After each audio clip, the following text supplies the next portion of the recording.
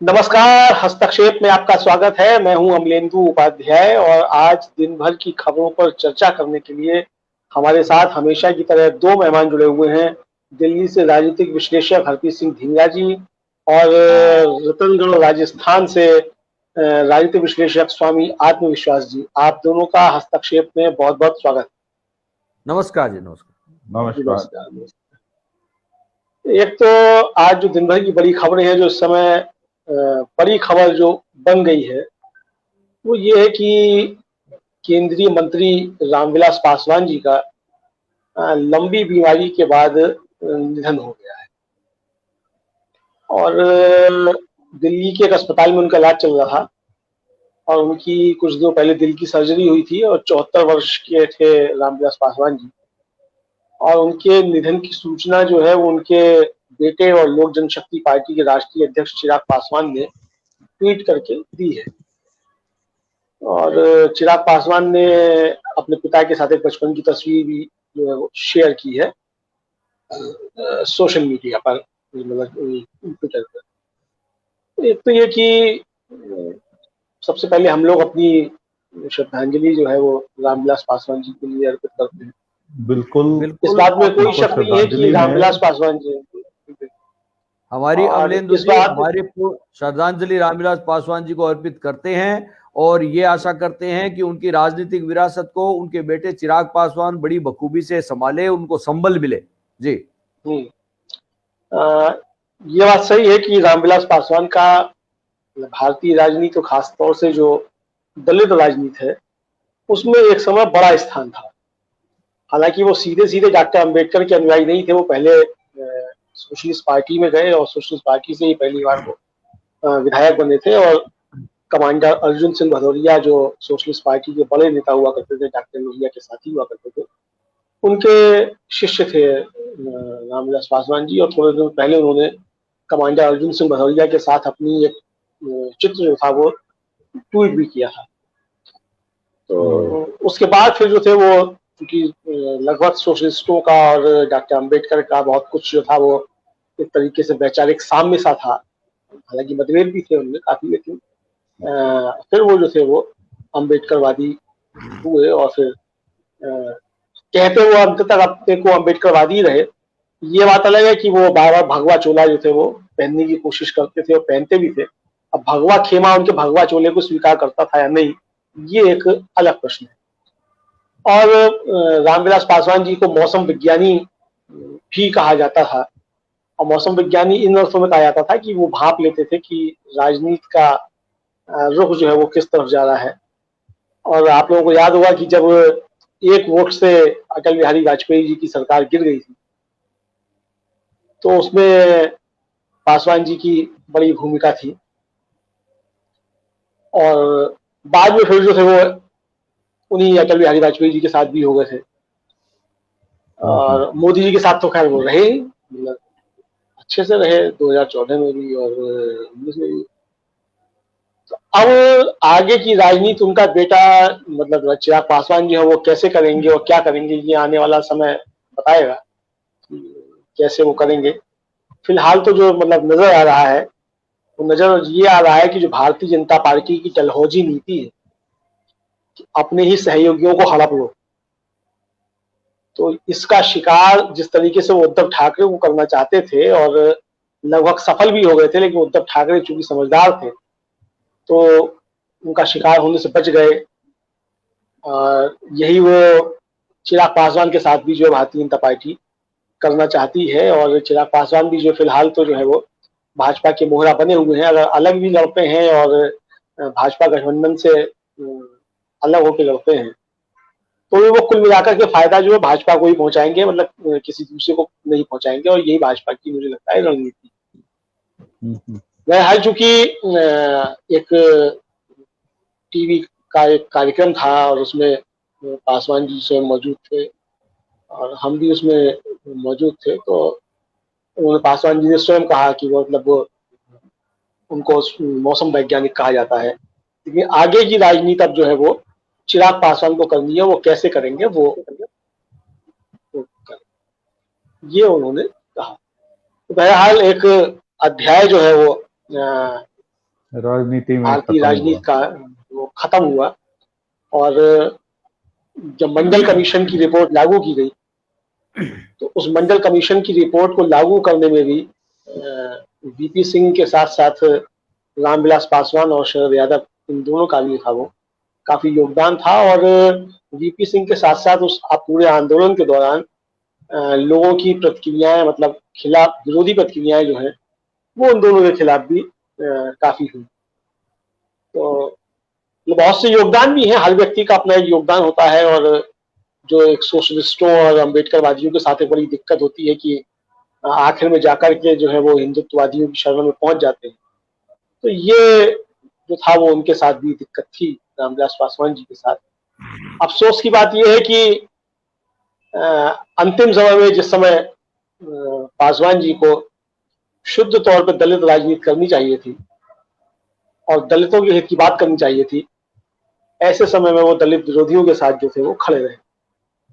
और ये दाग जो है, मतलब इतिहास में जो दाग एक बार लग जाता है वो मिटाए नहीं मिटता है। और ये दाग मुझे लगता है कि पासवान जी का पीछा जो है करता रहेगा। बहरहाल हम लोगों की श्रद्धांजलि एक बार फिर से रामविलास पासवान जी को और उनके योगदान को जो भी है वो याद किया जाए। अगली जो जी हाँ जी और जी हाँ जी हाँ जी सर पासवान जी के बारे में एक बात और कहना चाहता हूं मैं कि 29 साल विभिन्न सरकारों के साथ मंत्री रहे। देखिए कोई आदमी की कई खूबी भी होती है, कई और चीजें होती है, तो खूबी भी होती है। खूबी है कि विभिन्न विचारधाराओं के प्रधानमंत्रियों के साथ उनका काम करने का मौका मिला, तो इनका एडजस्टमेंट देखिए, उनकी व्यवहारिकता देखिए कि एडजस्ट कर लेते थे। ये वह विशेष बात। और आपने बहुत बढ़िया बात कही, एक बहुत अच्छी बात आपने कही कि अंतिम समय तक उनको कम से कम दलित राजनीति करनी चाहिए थी, क्योंकि वो दलित राजनीति के रूप में ही ऊपर उठे हैं। जी जी, पहचान उनकी वही थी। वो करनी चाहिए। हाँ, तो उन्होंने महत्वाकांक्षा को ज्यादा जी महत्वाकांक्षा को ज्यादा तरजीह दी। खैर वो इस दुनिया से जा चुके हैं, उनको बहुत बहुत श्रद्धांजलि। आप हरप्रीत सिंह जी, आप कुछ कहना चाहते हैं? हाँ, 10 साल उन्होंने मनमोहन सिंह की सरकार में भी मिनिस्टर रहे। हाँ, यूपीए के साथ भी रहे, काम किया है उन्होंने वहां भी। जनता दल के श्रद्धांजलि तो है ही है। मतलब वो स्वामी जी सही कह रहे हैं कि इतने प्रधानमंत्रियों के साथ काम करना और एडजस्टमेंट बनाना, हर एक आदमी की अपना अपना सोच तरीका होता है। खैर बहरहाल एक इतिहास में जो एक अच्छा इतिहास जो कहा जा सकता था उनका है, श्रद्धांजलि है उनको। और इससे ज्यादा तो क्या कहा जाए। प्लस और माइनस पॉइंट तो हर एक में ही रहता है। हर एक में है, कोई भी 100% सही नहीं है। हाँ, वो टाइम है हमारे पास, कभी बैठ के करेंगे विश्लेषण, क्या प्लस रहा है क्या माइनस रहा। पर आज के टाइम में उनको श्रद्धांजलि। बिल्कुल बिल्कुल। और एक और जो बड़ी खबर है वो हालांकि कल की है, लेकिन उस पर चर्चा आज जरूरी है। बिल्कुल। तो ये है कि 3 महीने तक जिस रिया चक्रवर्ती के नाम पे इस मीडिया ने ऊधम मचाया, देश का माहौल विषाक्त किया, और एक लड़की जो सच्चे दिल से प्यार करती थी सुशांत सिंह राजपूत से, उसको टारगेट करके सिर्फ अपनी टीआरपी और भारतीय जनता पार्टी को फायदा पहुंचाने के लिए इस मीडिया ने निकृष्टता की सारी हदें पार कर दी। और कई एंकर जो थे उनका तो मतलब असली कहा जाए कि जो चेहरा जो था वो इन 3 महीनों के दौरान सामने आ गया कि किस तरीके से वो जो है वो महिला विरोधी हैं और किस तरीके से सिर्फ टीआरपी के भूखे हैं, और या फिर भारतीय जनता पार्टी को किसी तरीके से फायदा पहुंचाने की कोशिश में लगे रहते हैं। आज हम लोगों ने बीएन जैन जी हैं, एक बड़े साहित्यकार भी हैं, व्यंग्यकार हैं, उनका भी हम लोगों ने हस्तक्षेप.com पे एक लेख प्रकाशित किया और उन्होंने सवाल पूछा है कि भाई 3 महीने तक आपने जिसको हेडलाइन बनाया था उसकी जो जमानत की खबर थी वो अखबारों के आखिरी पन्ने पर छोटे से जगह क्यों छपी? भाई जब 3 महीने तक वो आपकी है ना, 3 महीने तक आपने जिसको हेडलाइन बनाया, आप जिसको कल्प्रिट बता रहे थे, तो आपने अब तक उससे माफी क्यों नहीं मांगी? माफी तो मांगना बनता ही है। और जिस केस के लिए मतलब आप उसे दोषी ठहराए थे, वो केस तो जो है वो एक तरीके से देखा जाए तो वो फुस साबित हो गया। और सबसे बड़ी बात यह है कि इस केस को तैयार करने वाले जो डीजीपी थे बिहार के, गुप्तेश्वर पांडे जी, उनके साथ गुप्त खेल हो गया।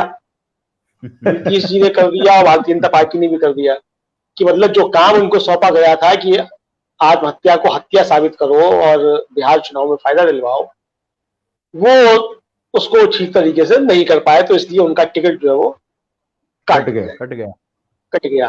अब जदयू ने भी नहीं दिया और भाजपा ने भी नहीं दिया, बेचारे ने दिया वैसे अलग से ले लिया समय से पहले, मतलब थोड़े समय और डीजीपी बने रह सकते थे, चुनाव कम से कम करा सकते थे बिहार का अपने उसमें, तो वो भी गया। तो ये है, हम लोग जो चूंकि रिया चक्रवर्ती के मसले पर बात कर रहे थे, और हम तीनों ही लोग जो हैं शुरू से, मतलब हम लोगों का जब से ये कार्यक्रम शुरू हुआ है तब से हम लोग जो है लगातार इस मसले पर बातचीत करते रहे हैं, और इस दुष्ट मीडिया के ऊपर हम लोग लगातार सवाल जो है उठाते रहे कि किस तरीके से निकृष्ट दुष्ट मीडिया जो है वो सारी हदें नैतिकता की तोड़ रहा है, और किस तरीके से सिर्फ अपनी टीआरपी के भूखा है ये। और मतलब आज जो एक चैनल का एक संवाददाता जो है वो बाकायदा ट्विटर पे जो है संदेश जारी करके कह रहा था कि हाँ हमने टीआरपी, हम टीआरपी जो है वो आपका प्यार है, और हम टीआरपी के लिए जो है वो आपका ये है, और वो मतलब उस पर आएंगे हम लोग, अभी टीआरपी पे भी आएंगे। लेकिन ये सिर्फ मैं कहना चाहता हूँ कि ये सिर्फ असल में टीआरपी का ही मसला नहीं था। अगर हम लोग इसको सिर्फ टीआरपी का मसला करके छोड़ देंगे तो हम इसको बहुत संकुचित नजरिए से देखने की कोशिश करेंगे। ये पूरा मसला जो था वो एक तरीके से, मतलब एक तरफ तो भारतीय जनता पार्टी जो थी वो टारगेट कर रही थी, कहा जाए उद्धव सरकार को, ठीक, बिहार चुनाव को टारगेट कर रही थी, और इसके साथ साथ जो बॉलीवुड है उस पर कब्जा करने की भी रणनीति थी। बिल्कुल, ये मेरा सोचना जो ये है, और हम लोग लगातार इसी बात पे जो बातचीत करते रहे थे कि इसके पीछे जो है इनके यही है। तो आप लोग इस पे क्या कहना चाहते हैं? अपनी बात मैं अमलेंदु जी एक ही बात कहना चाहूंगा, ये जो आपने बोला कि कब्जा करना चाहते थे, ये बिल्कुल कब्जा ही करना चाह रहे थे। ये कब्जा कैसे करना चाह रहे थे, आपने देखा नहीं है कि ये रिया चक्रवर्ती तो टारगेट किया ही गया 3 महीने से बेचारी को, उसको तो एक मोरा बना दिया, वल्चर की तरह, जैसे गिद्ध होते हैं ना, गिद्धों ने नोचा है उसको, रात दिन नोचा है। वो बेचारी पता नहीं कितनी बार मरी है, कितनी बार जी है इस दौरान। वो शुक्र है, मैं भगवान का शुक्र कहता हूं कि वो इतनी स्ट्रांग थी कि इन मीडिया के दबाव में आके उसने अपने आप को खत्म नहीं किया। बिल्कुल बिल्कुल बिल्कुल, वो इतनी स्ट्रांग लड़की है कि उसने इन दबाव को सहन किया है। ये आम इंसान नहीं सहन कर सकता है। उसके ऊपर आरोप लगा कि 17 करोड़ खा गई, 70 करोड़ खा गई, पता नहीं क्या क्या, मतलब एक जो घटिया से घटिया आरोप लग सकते हैं ना, जो नमक मिर्च लगा के वो लगाए गए उसके ऊपर आरोप, जो कि मायने नहीं रखता था। हम लोग तो हंसते थे उन आरोपों के ऊपर कि यार ये क्या कह रहे हैं, क्या घटियापन की बातें कर रहे हैं, ये कभी होता है क्या? मतलब एक आदमी एक रिलेशनशिप में रह रहे हो, लड़का लड़की रह रहे हैं, और उसमें भी पैसे की कभी बात ही नहीं होती है कि मेरा पैसा या तेरा पैसा। वो एक हस्बैंड वाइफ की तरह ही रह रहा है, लिव इन रिलेशन है, तो वो उसने खर्च किया या उसने रिया ने खर्च करा या सुशांत ने खर्च करा, तो कोई मायने ही नहीं रखता था, कोई मायने नहीं रखता। उसके सारे अधिकार जो है, जो पत्नी के अधिकार होते हैं वही अधिकार होते हैं कानूनी तौर पर वही है, सुप्रीम कोर्ट ने जो कहा है। और नंबर 2, अब जो ये मीडिया को ये जो बॉलीवुड को कवर करने का तरीका था वो ये था, जो ये कटोरी बनी हुई है, जो सो कॉल्ड नेशनलिस्ट कटोरी जो मीडिया में बन गई थी, क्योंकि इस कटोरी को असली देश है, हाँ सो कॉल्ड मैं कह रहा हूं, तो इनको काम मिल नहीं रहा था, क्योंकि वो लोग इनको काम नहीं देते थे कि ये उनके ऊपर गरियाते थे। उन्होंने देख लिया कि ये लोग घटिया हैं, ये हमें किसी भी मुकाम पे लाके फेंक सकते हैं, तो उन्होंने भी इनको भांप लिया था 2 साल पहले ही, तो इनको साइडलाइन करना शुरू किया आहिस्ता आहिस्ता से, जिससे इन कटोरी को ये हो गया कि हमें तो यहां से निकाल दिया जाएगा बॉलीवुड से ही।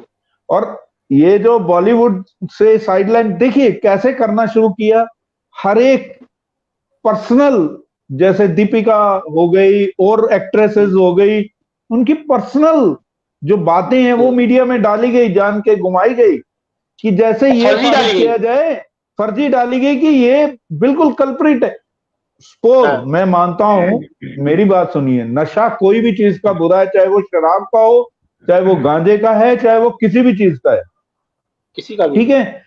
अगर किसी ने लिया भी है पर्सनल अपने बंद कमरे में, अगर वो ले रहा है तो आप उसको रोक भी नहीं सकते हो। अगर अवेलेबिलिटी है, अगर उसने ले लिया है तो वो कल्प्रिट नहीं हो गया। यही जजमेंट जो आई है ना कोर्ट में, जो रिया के ऊपर जजमेंट दी है जज साहब ने, वो बहुत अच्छी जजमेंट दी है कि उन्होंने बोला नहीं जी ये रोल मॉडल है, इसने तो ड्रग ली, तो बोलते रोल मॉडल है तो क्या हुआ, क्या उसको अलग से अधिकार मिले हुए हैं क्या? कोई रोल मॉडल के लिए कानून अलग तो है नहीं कि जो उसको सजा दी जाएगी। जब अगर सजा नहीं बनती है तो नहीं दी जाएगी, ये क्या मतलब हुआ रोल मॉडल है या नहीं?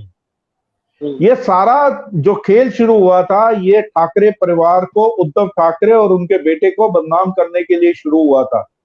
इन्हें ये लगा, मीडिया में ये लगा, और सरकार को ये लगा, सेंटर की सरकार को, मैं सेंटर की सरकार ही बोलूंगा, उन्हें ये लगा कि शायद हम ये सरकार तोड़ने में कामयाब हो जाएंगे, कि कांग्रेस शायद वापस खींच लेगी हाथ जब हम इनके बेटे को बदनाम करेंगे। आप इनका जो मॉडस ऑपरेंडी था वो ठाकरे परिवार से ही शुरू हुआ था एक्चुअली में, सरकार गिरने तक का ये मॉडस ऑपरेंडी रिया चक्रवर्ती को तो मोहरा बनाया गया। ये इन गिद्धों ने मोहरा बनाया रिया चक्रवर्ती और उसके भाई को, या जो, अरे कहां सुप्रीम कोर्ट ने जांच दी है आपको? जांच कहां से दी थी सर? जांच आप बता दीजिए अमलेंदु जी, जांच किस बात की दी थी? सुसाइड या मर्डर? ठीक है जी, सुसाइड या मर्डर की जांच दी गई। जी, और जांच दे दी गई एनसीबी को, क्योंकि उन्हें मालूम था कि सुसाइड मर्डर में तो रिया को तो हाथ क्या उंगली भी नहीं छू सकते, दूर से भी नहीं छू सकते हैं उस केस में उसको, उन्हें क्लियर मालूम था इस चीज का। जी। तो इस वजह से उसको अंदर करने के लिए, अपनी ईगो को सेव करने के लिए, इन्होंने उसको जेल में डाला, उस लड़की को। वो चाहे कैसे करके डाला है, ये जबरदस्ती जेल में डाला। उसके बाद एनसीबी आई, एनसीबी के बाद इन्होंने दूसरी एजेंसी से भी जांच कराई कि इसके अकाउंट सारे सही हैं कि नहीं है। कितनी एजेंसी लेके आए हैं? एक एक्टर के लिए, एक ने सुसाइड किया, उसके लिए 3 एजेंसी लगी हुई थी। जी। अरे अभी तो शायद केजीबी को भी बुला लीजिए, शायद वो कुछ निकाल दे। हाँ, लेकिन नहीं तो ट्रम्प साहब को बोल दीजिए, सीआईए को भेज दें। हाँ, ट्रम्प साहब को भेज दिए, बिल्कुल, तो अच्छे दोस्त भी हैं दोनों। हाँ, तो शायद कुछ निकल आए। बिल्कुल। तो स्वामी जी आप क्या कहना चाहेंगे? सर आप क्या कहना चाहेंगे इस मसले पर? इस मसले पर बात सही है, डिंगरा जी ने जो कहा वही बात है।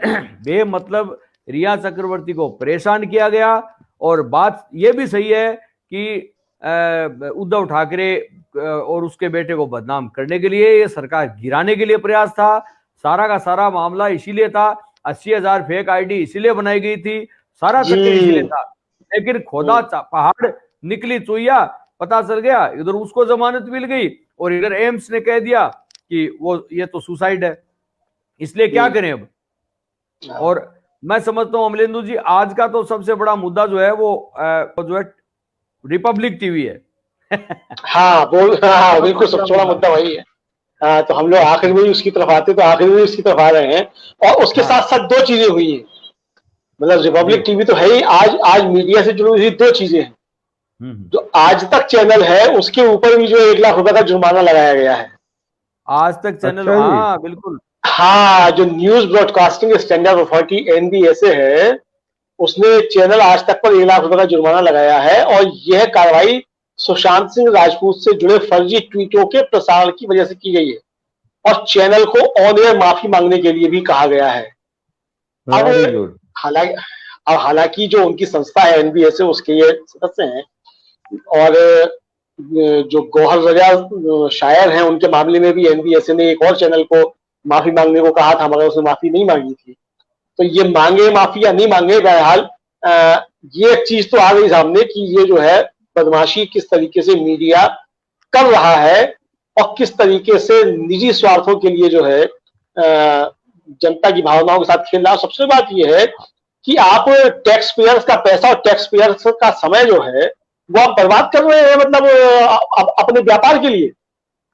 भाई आपको खबर आपको दिखानी थी, आप खबर ना दिखा करके जो है एजेंडा चला रहे हैं इस तरीके से, तो ये तो जो है आप उपभोक्ता के साथ भी छल है। मुझे लगता है कि तमाम लोग जो उपभोक्ता फोरम में भी इसको लेकर के जा सकते हैं कि हमारे साथ छल है। चूंकि देखिए आप जब टीवी देखते हैं तो आप जाहिर सी बात है कि किसी डिश पे देखते हैं, किसी ऐप पर देखते हैं या केबल के थ्रू देखते हैं, जहां से भी आप देखते हैं आप उसका पे कर रहे हैं। सही है। जब आप पे कर रहे हैं तो आप उपभोक्ता हैं और आप उपभोक्ता के साथ छल नहीं किया जा सकता। आप खबर ना दिखा करके आप नहीं, एक और बात मैं बता देता हूं अभी। ये तो आज और ये लास्ट 3 दिन देख लीजिए, क्या किसी ने किसानों का मुद्दा अभी भी उठाया? अभी भी किसान तो सड़क पे बैठे हैं। किसी ने नहीं। किसी चैनल ने नहीं दिखाया। किसान सारे सड़कों पे बैठे हैं, ट्रैक वैसे ही जाम है और वो सड़कों पे रात को भी बैठे हैं, दिन में ही नहीं। किसान रात को भी बैठे हैं, 24 घंटे का धरना चल रहा है वहां पर। जैसे शाहीन बाग का धरना चल रहा था, वैसे ही पंजाब में जगह जगह पे धरना चल रहा है, हरियाणा में भी चल रहा है। वो तो बिल्कुल ब्लैकआउट कर दिया गया है। हरियाणा वाला तो ऐसे शो कर दिया गया है कि है ही नहीं है। एक विशेष बात यह है अमलेंदु जी, एक खास बात यह है जो बहुत ठीक भी मैं समझता हूं, वो इसलिए कि एक तो आज तक चैनल को की भी बुराई की थी रिपब्लिक टीवी ने, आज तक चैनल की ये मीडिया में आई है बात, एक बात। दूसरी बात, ये मीडिया 2 भागों में बढ़ चुका है अब इस मुद्दे को लेकर। और ये देश के लिए अच्छा है, फायदेमंद है, क्योंकि ये मिलकर एक एजेंडा चलाते हैं। देखो एक चैनल जब भ्रष्टाचार करता था तो सारे उसके पीछे थोड़े थोड़े वो भी लग जाते थे भ्रष्टाचार। नहीं पंडित जी, मैं आपकी बात से सहमत नहीं हूँ। ये जो एजेंडा चला रहे हैं, ये सरकार का एजेंडा चला रहे हैं। ये तो आज मीडिया लड़ रहा है कि वो ना एक दूसरे को बोल दिया, पर ये चलाएंगे वही जो सरकार कहेगी। आप ये आपस में तो लड़ेंगे, लेकिन एजेंडा वही चलाएंगे। एजेंडा सरकार का ही चलेगा। वो टीआरपी के लिए लड़ रहे हैं सर आपस में। बात ये है एजेंडा तो वही चलता है, वो अलग मैटर है, लेकिन टीआरपी के लिए आपस में लड़ेंगे, ये बात है। लेकिन फिर भी एक बात निश्चित है, सबको ये पता चल जाता है कि अब टीआरपी तो ऐसे तो बढ़नी नहीं है, ऐसे तो कुछ हद तक कुछ चैनल में लगाम कसेगी, लगेगी। ये बात माननी पड़ेगी। हाँ, ये बात ये लोगों को समझ आएगी, एजेंडा तो चलेगा, लोगों को समझ आएगी। एक तो लोगों को समझ में आएगी, एक चैनल वालों को भी समझ में आएगी कि हमें जनता देख रही है, हम नंगे हो सकते हैं। मतलब फर्जी एजेंडा जैसे चलाते हैं हम, तो जनता समझती है, उनको पता चल जाएगा। इसलिए थोड़ा बहुत वो अपनी इज्जत बचाएंगे नहीं क्या? इज्जत तो बचाएंगे। अब बताइए, अब घर घर में जो मीटर लगता है टीआरपी के लिए, और वो हंसा नाम की कंपनी है, ऐसा बताया जाता है, जो बार्क के लिए वो काम करती है। तो हंसा से सेटिंग इन्होंने कर ली, और जो घर घर में ऐसे टीवी बेमतलब बंद कमरे में चल रहे थे, सेट टॉप बॉक्स बंद कमरे में 24 घंटा। अब कोई ये बताइए 24 घंटा कोई देखता है कि एक चैनल? ये बताइए। तो इसलिए जांच एजेंसियों को पता चल गया सारी चीजें, और बीएआरसी ने कहा था कि इसकी जांच की जाए, इसलिए ये नंगे हो गए। और अब सब चैनल बुराई कर रहे हैं इस चैनल की, और ये चैनल कह रहा है कि चूंकि मैंने सुशांत सिंह का मामला उठाया, इसलिए मेरे पर फर्जी आरोप लगाए जा रहे हैं। ये सब होता है, खैर ये तो, लेकिन ये काम इतना अच्छा हुआ है कि ये एक तो भ्रष्टाचार सामने आया, दूसरी बात ये जो बहुत सारे भक्त जो हैं वो माई बाप समझते थे, ये कहते थे कि देशभक्त चैनल ही नहीं है जो दोषी को सजा दिलाना चाहता है, ये एक ही मात्र देशभक्त चैनल है केवल। और ये हाथरस वाले में भी और इसमें भी उनके भी आंखें फटी की फटी रह जाएगी कि हो क्या रहा है। ये बात है। ये तो ये हाथरस वाला केस तो इन लोगों ने उल्टा घुमाने की कोशिश कर दी है, सारे मीडिया चैनल ने। जो मीडिया चैनल रात को वहां अपने आप को क्रांतिकारी बन रहे थे, जिन्होंने मोमबत्तियां जलवाई, वही मीडिया चैनल आज मैं देख रहा था कि उसको नैरेटिव को उल्टा ले जा रहे थे। और प्रियंका गांधी जी ने बिल्कुल सही ट्वीट किया आज कि उसको इंसाफ चाहिए, लड़की को। आप अपना एजेंडा छोड़िए, लड़की को इंसाफ दिलवाइए। बिल्कुल प्रियंका गांधी जी ने भी एक अच्छा ट्वीट किया है, जो कि देखिए, जो एक विपक्ष का मुद्दा बनता है, विपक्ष को सामने आना पड़ता है, और बाकी किसी ने ये नहीं किया होगा जो उन्होंने किया है। वो एक औरत है, औरत की वजह से उन्हें लगता है कि हाँ, लड़की को इंसाफ मिलना चाहिए, तो उन्होंने वो ट्वीट किया है। वो बहुत बढ़िया बात है और करना भी चाहिए इस समय। और वो दिल से उनके साथ खड़ी है, फैमिली के साथ। इस देश की जनता बिल्कुल खड़ी है। इस देश की जनता अब जान गई है कि थूकता है भारत टीआरपी के भ्रष्टाचार पर। थूकता है भारत टीआरपी के भ्रष्टाचार। और मैं तो सोचता हूँ इसका टाइटल भी आप अपने प्रोग्राम का यही हो तो बोल, थूकता है भारत टीआरपी के भ्रष्टाचार। अरे नहीं पंडित जी, ये जो मुर्गों की लड़ाई होती थी ना, पहले मुर्गों की लड़ाई होती थी, लोग देखते थे, ये मुर्गों की लड़ाई है। हाँ, ये मुर्गों की लड़ाई है, ये मुर्गों की लड़ाई है। और मुर्गों की लड़ाई में थूकता है भारत। बिल्कुल, मुर्गों की लड़ाई पर थूकता है भारत। नहीं, ये मत लिखना सर, नहीं ये नहीं, टीआरपी के भ्रष्टाचार पर थूकता है भारत। ये टीआरपी की लड़ाई वैसी है जैसे वो मुर्गों की लड़ाई होती थी ना, दो मुर्गे लड़ रहे हैं और ये सारे के सारा मीडिया हाउस लड़ रहे हैं आपस में ही, सारे भाई। वो ठीक है, लेकिन भारत तो केवल भ्रष्टाचार पे थूकेगा ना भाई। केवल हम तो केवल भ्रष्टाचार पर थूकेंगे ना, सीधी सी बात है। हम क्यों किसी पर थूकें, हम तो भ्रष्टाचार पर थूकेंगे, है कि नहीं?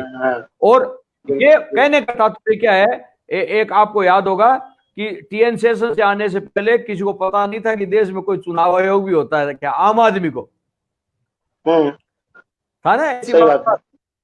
टीएन से पहले ऐसे कोई आम आदमी को पता नहीं था जल्दी से कि कोई चुनाव आयोग ऐसा इतना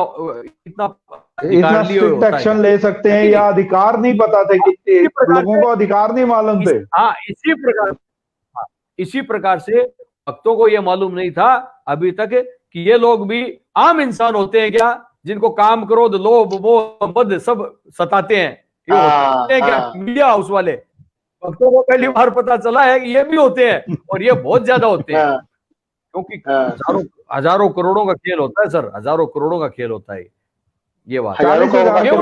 40,000 करोड़ की मार्केट है। हाँ, और ये क्या कहते हैं, ये क्या कहते थे, ये अर्णव गोस्वामी कहते थे कि सब चैनल्स का घमंड चूर हो गया है, हम एक नंबर पर हैं, सबका घमंड चूर हो गया है। बताओ, घमंड चूर इस तरह यदि करोगे तो फिर तो क्या फायदा है? फिर तो सारे स्टूडेंट जो है वो बेईमानी करने लग जाएंगे एग्जाम के अंदर, टीचर बेईमानी करने लग जाएंगे।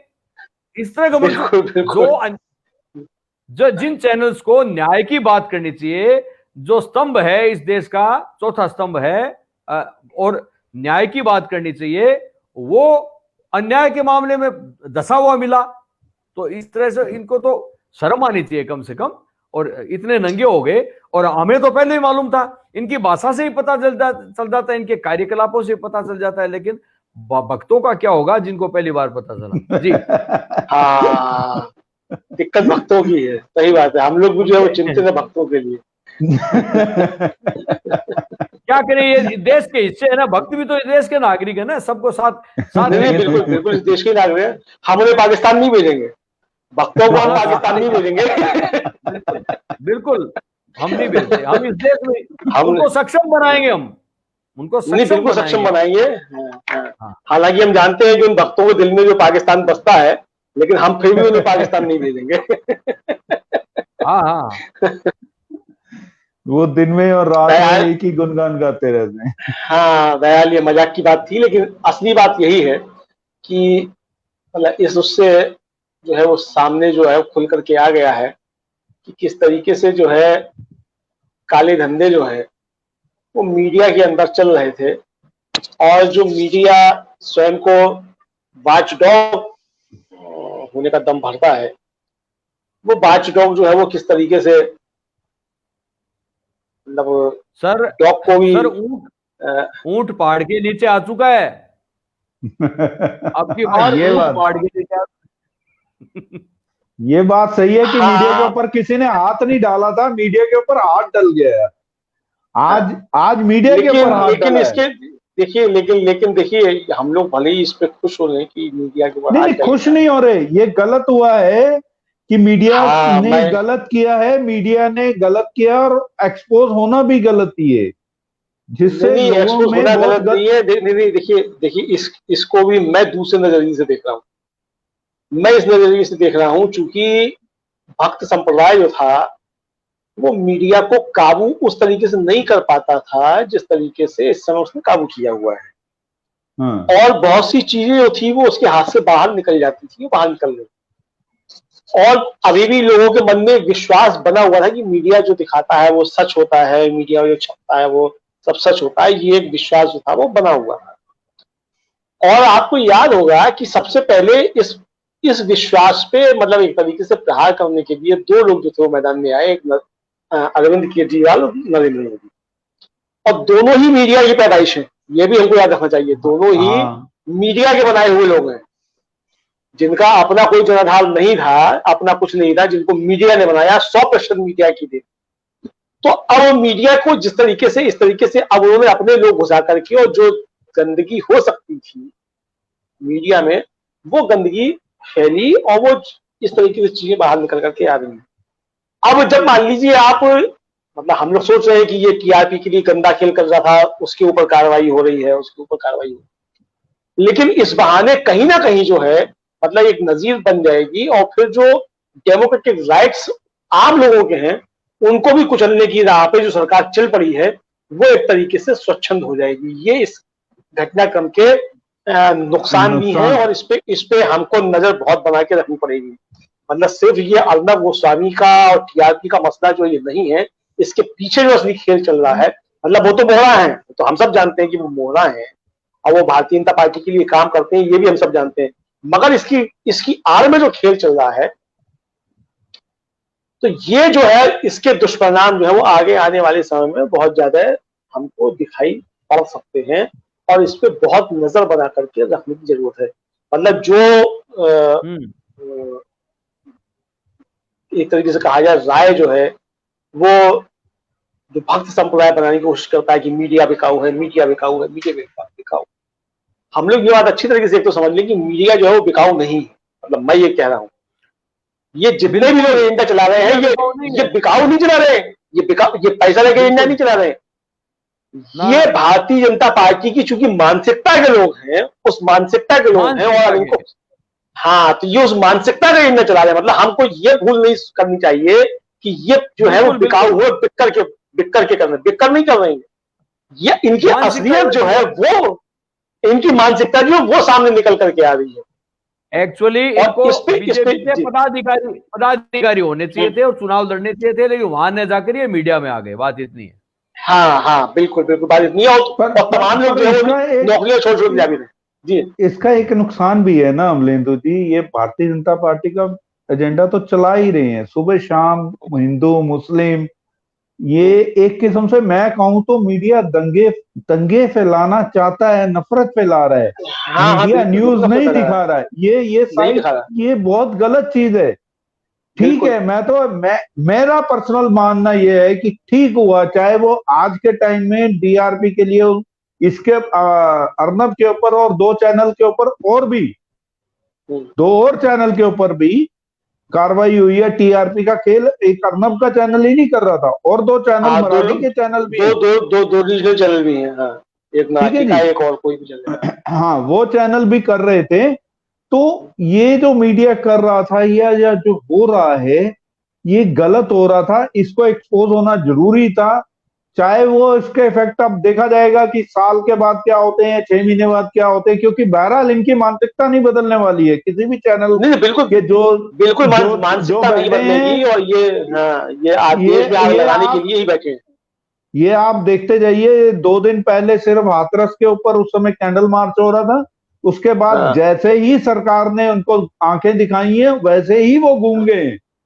हाँ, वैसे ही घूमे। नहीं वैसे ही वो गूंग इसलिए भी गए। नहीं, मतलब सरकार ने आंखें दिखाई हो या ना भी दिखाई हो, जैसे हमने पिछले एक शो में भी कहा था, क्योंकि सुशांत सिंह राजपूत के मसले पे इस धूर्त मीडिया की बहुत किरकिरी हुई थी, तो उस किरकिरी से जो है अपना चेहरा छुपाने के लिए जो है इसने एक नाटक किया कि हाथरस हम जो का हाथरस पे जो न्याय दिलाना चाहते हैं। अरे और क्या जैसे ही वो मामले 15 दिन तक उस लड़की की खबर सिर्फ सिर्फ और सिर्फ जो एक चैनल था वही चल दिखा रहा था। किसी और चैनल ने तो एक पट्टी भी नहीं चलाई है उस लड़की के लिए, एक पट्टी। कुछ नहीं चलाया, केवल केवल और केवल एक चैनल दिखा मदारीगिरी रहा कर था, रहा था, केवल एनडीटीवी मदारीगिरी। एनडीटीवी एनडीटीवी दिखा रहा था, केवल उसी ने मुद्दा उठाया था। जैसे कठुआ गैंग रेप का बच्ची के साथ जो हुआ था वो भी एनडीटीवी ने ही मुद्दा उठाया था। किसी और बाकी चैनल जैसे और चैनल आरोपियों के पक्ष में खड़े थे, उनका इंटरव्यू ले रहे थे, आज भी वही हो रहा है। आज भी जो कठुआ में हुआ है वही हाथरस में हो रहा है अब। बिल्कुल बिल्कुल। जिसको देख के क्या कर रहे हैं ये लोग, क्या कर रहे हैं? गिद्ध हैं ये लोग, वाकई में गिद्ध हैं। चाहे ये गिद्ध थे रेहा के मामले में, चाहे ये गिद्ध हैं टीआरपी के मामले में, गिद्ध ही हैं ये। इंसान तो कहीं मैं कह ही नहीं सकता इनको। नहीं बिल्कुल इंसान नहीं है, इंसानियत बिल्कुल मर चुकी है। बहरहाल अलका लांबा ने एक ट्वीट करके एक बात कही है सर, कि मुझे तो देश में भाजपा की सरकार एक अंतर्राष्ट्रीय साजिश लगती है। अर्थव्यवस्था को बर्बाद कर डाला, और ये पूंजीपति मालामाल हो रहे हैं, मोदी जी की मित्र, ये अंतर्राष्ट्रीय साजिश लगती है, ऐसे कहा है। अब ये हालांकि हम लोग इसको मजाक के नजरिए से देख रहे हैं, लेकिन हाँ वही ये सिर्फ मजाक का, अगर देखा जाए तो बहुत देखा जाए तो गहरी बात है, ये बहुत गहरी बात है, बहुत गहरी बात है। अंतरराष्ट्रीय साजिश पे जो है, क्योंकि देखिए ट्रम्प साहब का चुनाव हो रहा है और ट्रम्प साहब भी अंतरराष्ट्रीय साजिश से ही बने। बिल्कुल। और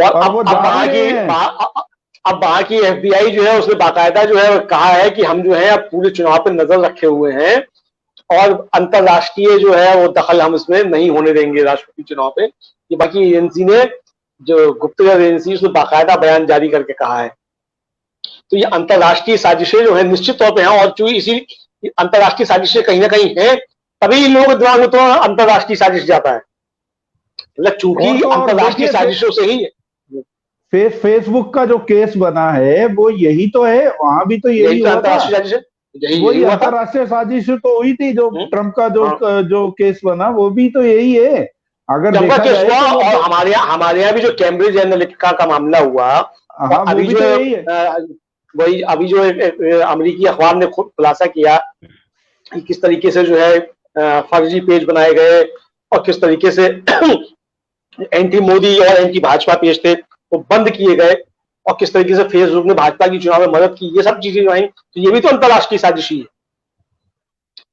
अंतरराष्ट्रीय साजिश का ही हिस्सा है। बताइए जी, जब ये बताइए, हाथरस की घटना के बारे में सीबीआई को जांच देने की बात योगी जी ने कह दी, तो फिर एसआईटी क्यों जांच कर रही है? अभी तक एसआईटी जांच क्यों कर रही है? क्या वो जांच करके देगी सीबीआई को? ये सवाल उठना चाहिए ना। व्यवस्था का प्रश्न है। हाँ बिल्कुल, नहीं व्यवस्था नहीं, उसमें साजिश का प्रश्न भी होता है। कुछ भी हो सकता है, व्यवस्था और साजिश तो कोई भी कुछ भी इशारा हो सकता है। क्या जब आपने सीबीआई को जब जांच सौंप दी तो सीबीआई जांच करे, मतलब आपकी एजेंसियां बाहर क्यों जांच कर रही हैं? बिल्कुल, वो तो लग रहा है कि देखिए, जो केस को जो मीडिया में नैरेटिव बनाया जा रहा है, मीडिया शायद वो केस को उसी तरीके से ले जाना चाह रहे हैं। खैर बहरहाल ये जो मर्जी करते रहे, जम्मू कश्मीर में भी बहुत कुछ हुआ था, मीडिया ने नैरेटिव बनाने की कोशिश करी थी, और एंड उसका क्या हुआ कि वो सबको सारे के सारे दोषी करार दिए गए, एक छोड़ा गया उसमें। एक और बात सर, एक को 4,000 करोड़ से ऊपर का मोदी जी का जो जहाज है, अब ये मोदी जी नाम के फकीर मोदी जी नाम के जो फकीर का जहाज 8,000 करोड़ का 8,000। हाँ। अब ये बताइए, इस देश की इतनी अर्थव्यवस्था नेगेटिव गई हुई है, उसके अंदर ये जहाज लाना और ये करना, और मैं फकीर हूँ, इतने से तो पता नहीं कितने कोविड की जांच हो जाती है, कितना क्या क्या हो जाता। तो फिर फकीरी की बात करने वाले और राहुल गांधी के गद्देदार ट्रैक्टर पर बैठने के सवाल उठाने वालों को नींद कैसे आती है? उनको शर्म नहीं आती है? सर 20 हॉस्पिटल बनते हैं, 20 हॉस्पिटल, हाँ। एक हॉस्पिटल 300 करोड़ का बनता है। आप ये समझ लीजिए 22 हॉस्पिटल या 23 हॉस्पिटल जो है 300 बेड वाले एम्स के बराबर के हॉस्पिटल तैयार हो जाते हैं। बिल्कुल बिल्कुल। 23 हॉस्पिटल 300 बेड वाले, कितना हो गया? आज की डेट में एक बेड नहीं मिल रहा है, सरकार कहती है 8,000 करोड़ क्या होता है। अरे पहले भी प्रधानमंत्री उड़ रहे थे, ये तो है नहीं कि प्रधानमंत्री नहीं जा रहे थे। मनमोहन सिंह ने भी बहुत यात्राएं करी हैं और सबने यात्राएं करी हैं, नेहरू जी ने यात्राएं करी हैं। तो ये तो था नहीं कि नहीं हम यात्रा नहीं कर सकते थे। जिस देश में जो साधन होते हैं वही यूज होने चाहिए, ना कि आप अपनी लग्जरी के लिए। प्राइम मिनिस्टर कोई ऊपर नहीं है जनता से, ये भी बता दिया। ये चुना हुआ है प्राइम मिनिस्टर है, ये चुने हुए हैं, या प्राइम मिनिस्टर हमारे से ऊपर नहीं है। ये जनता हमारे का पैसे से ये ऐश नहीं कर सकते, ये हमारे पैसे से ऐश नहीं कर सकते हैं, हमारे पैसे से, ये टैक्स पेयर की मनी से ऐश नहीं कर सकते हैं। लोगों ने चुना है इनको। सर मोदी है तो मुमकिन है, मोदी है तो मुमकिन है, इसीलिए मुमकिन हो रहा है ये। आप ये समझिए हो रहा है।